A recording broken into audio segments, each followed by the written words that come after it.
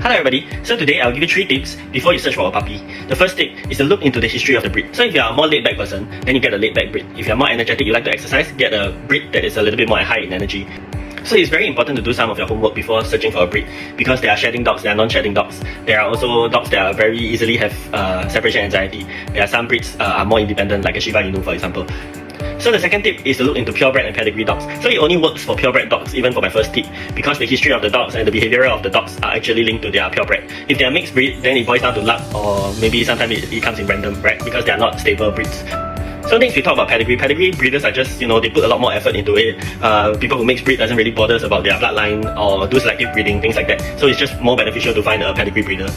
So next is to find a breeder that shows you the parentage, because when they shows you the parentage, you can actually look at the temperament of their parentage as well, how they are bred, how they are brought up, how their conditions are, things like that. So when you look at a puppy, sometimes they are a bit young for you to assess their temperament. Of course, there will be some clues, but also very important to be able to look at their parents.